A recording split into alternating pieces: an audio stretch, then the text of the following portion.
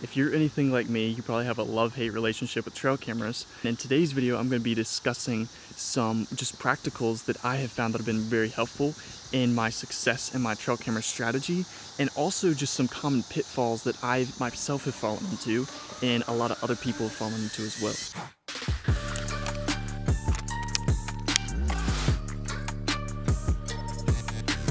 I'm doing a little scouting today and I'm putting out some cameras. The first thing I'm looking for when I'm setting up my trail camera is typically I like to set my cameras up about head height.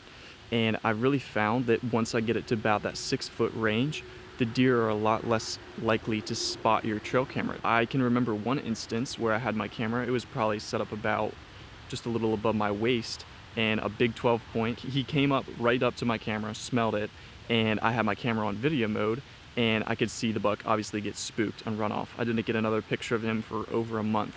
So I really think that if you can help to avoid deer getting spooked by your cameras, they're not going to be avoiding these spots where your cameras are. One thing I've found that's very helpful to do is to make sure and use sticks to angle the camera to face down, because now, I'm shooting up well above where the deer are going to be.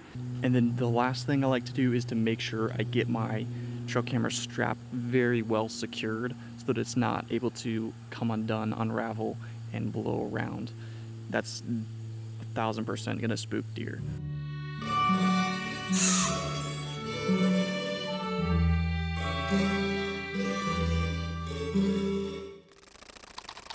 The next thing is to make sure and put your camera on video mode. There's been multiple occasions where I wouldn't have been able to get the intel that I got if I had had my camera just on picture mode. Because say I had a doe come by, triggered the camera, and then right after her, a buck came chasing her. And I would have missed that intel if I had just had my camera on picture mode, especially getting closer to the rut. The next point I want to talk about is not checking your trail cameras too often. That's really where I feel like the cell cams really shine, because you can just set it up and leave it, forget about it, and it's not going to be interfering with things. Compared to an older style camera where you have to manually check it, then you're putting impact in every time you go in to check that camera. And in the past, I would go and check my cameras all the time. I loved it.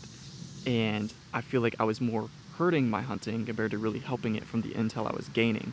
I feel like I would have had better odds if I was just hunting based on sign and my woodsmanship compared to going in, checking the camera, and then basing my hunts off that intel. I've had really good success when I go in. If I know a rain's coming, then I'll go check my camera right before that rain comes. So then it's doing a couple things. If the leaves are already wet, then I can slip in and slip out without making, basically any noise. The second point being is that it washes away your scent. So it's just another way. It's kind of like a free trail cam check. And trail cameras are great. I love them.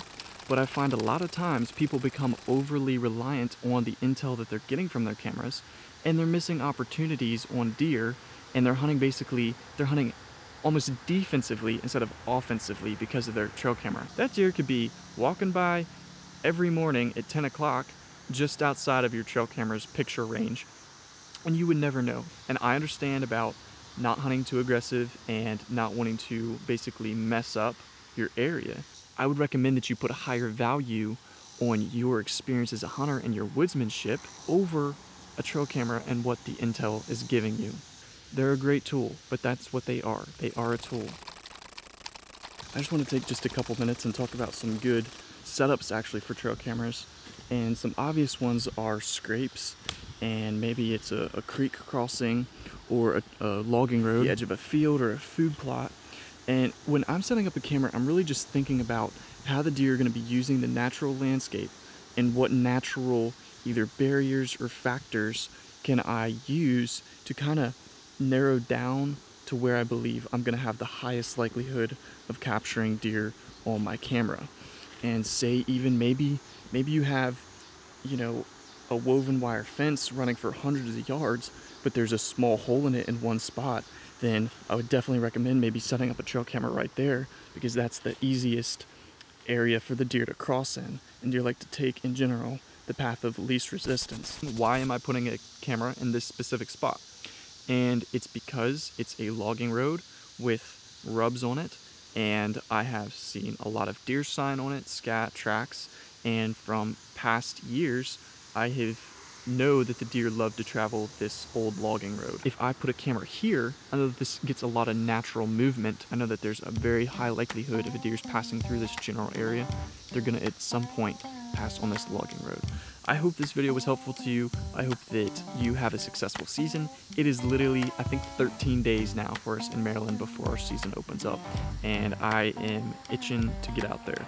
And I'm sure you guys are as well. If you think I missed something, if you disagree with me, make sure and drop a comment down below. And until next time, I'll catch you in the next one. And something I've done on non-cellular cameras is using my phone on selfie mode and holding it up to the trail camera lens. I'm able to see roughly what that camera is seeing and then make adjustments based off that. You know, if it's obvious that, wow, I'm actually pointed at the ground, then I'll make that adjustment and I'll be a lot closer